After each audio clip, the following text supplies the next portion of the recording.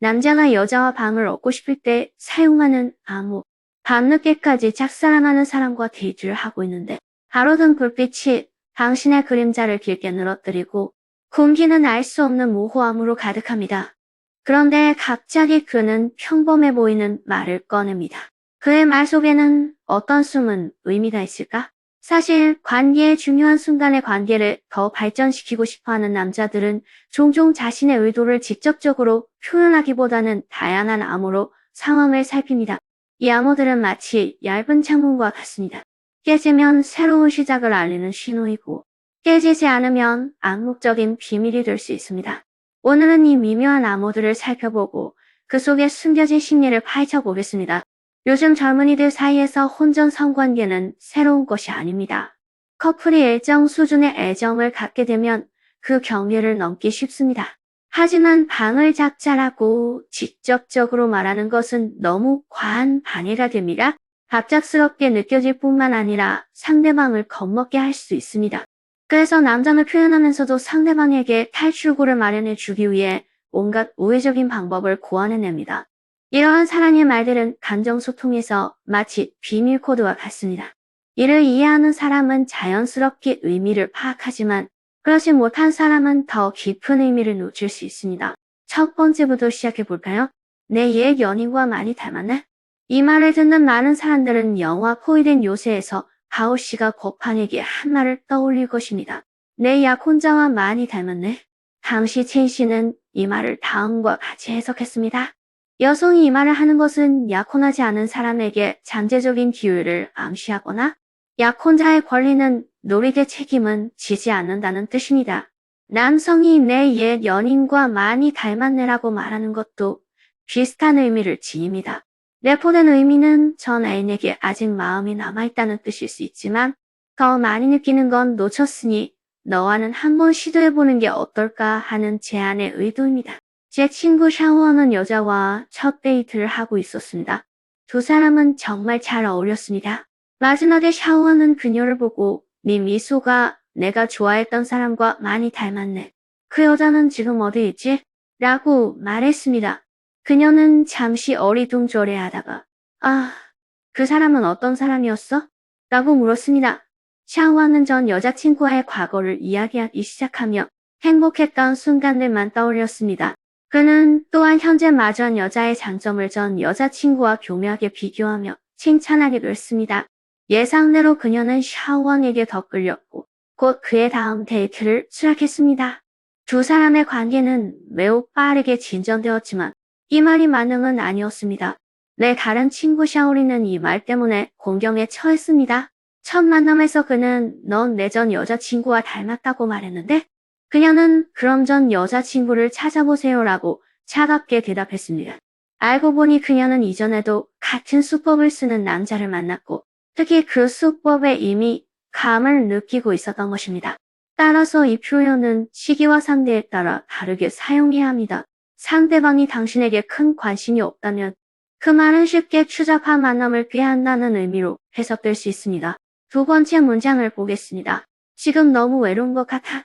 이전 설문조사에서 이 문구를 선택한 사람은 많지 않았습니다.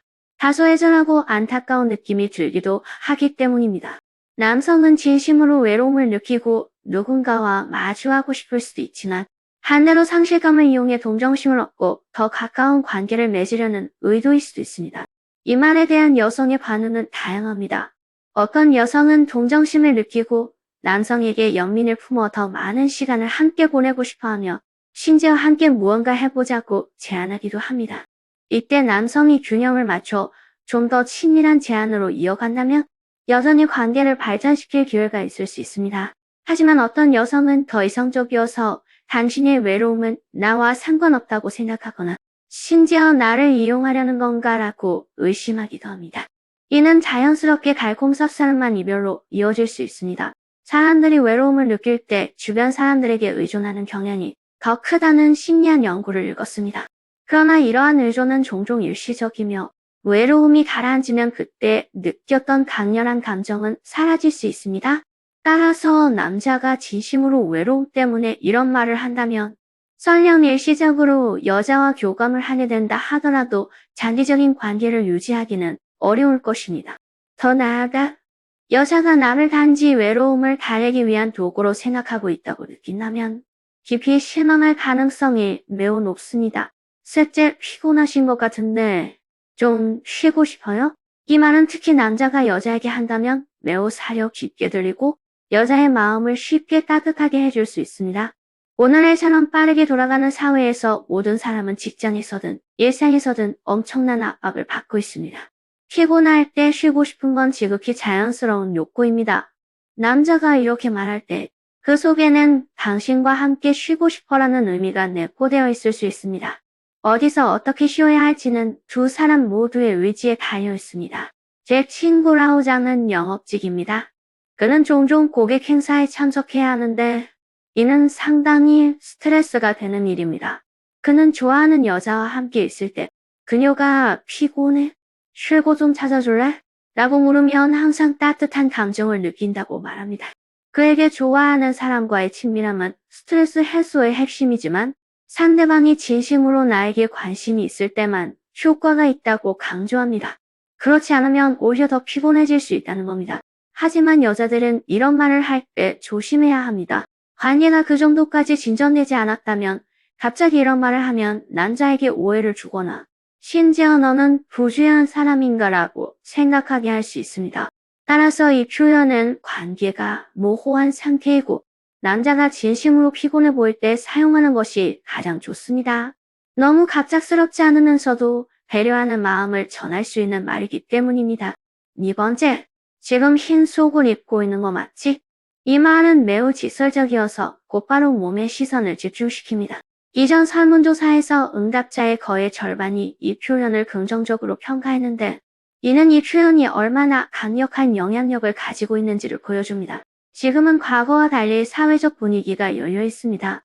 더 개방적인 사고방식을 가진 젊은이들은 이런 비교적 직접적인 표현을 훨씬 더 수용하기 쉽습니다. 온라인 설문조사를 보니 젊은 여성의 30% 이상이 남자가 자신의 속옷 색깔을 맞히면 약간 당황스럽지만 그 의미를 알아차린다고 응답했습니다. 만약 그 여자가 남자에게 마음이 있다면 제 친구처럼 자연스럽게 대화를 이어가면서 관계를 발전시킬 수도 있습니다. 제 친구 샤오미는 오랫동안 만나던 남자와 온라인 채팅을 하다가 갑자기 그녀가 검은색 속옷을 입고 있다고 추측했고 실제로도 맞췄습니다. 샤오미는 놀라면서도 기뻤는데 그가 나를 잘 이해해주는 것 같아라고 느꼈기 때문입니다. 나중에 두 사람은 직접 만났고 관계는 매우 빠르게 진전되었습니다. 하지만 이 말은 상황과 상대방에 따라 결과가 달라집니다. 좀 더 고시적인 자리나 보수적인 성향의 여성과 함께할 때 이 말을 하면 상대방에게 불쾌감을 주거나 심지어 괴롭힘으로 인식될 수 있습니다. 색깔을 맞추는 것도 기술이 필요하며 너무 가볍게 생각해서는 안 됩니다. 평소 대화를 통해 상대방에 대해 알아낸 정보를 바탕으로 그의 선호도를 추측하는 방식이 가장 좋습니다.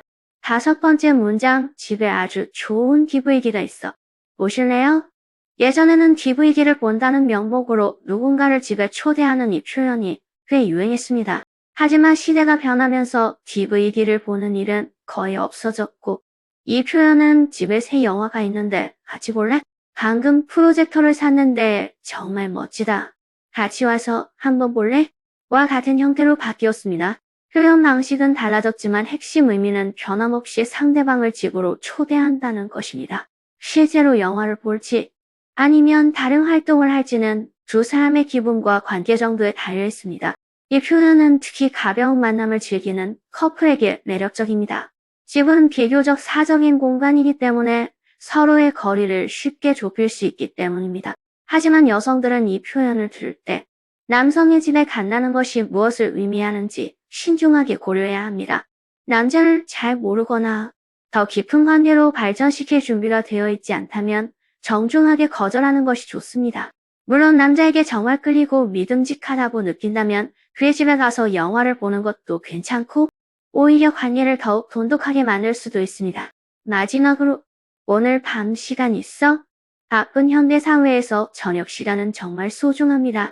시간이 있다고 말하는 것 자체가 일종의 초대이자 관심을 보이는 신호입니다. 이전 설문조사에서 응답자의 4분의 1이 이 문구를 선택했는데 이는 그 문구가 가진 영향력을 보여줍니다.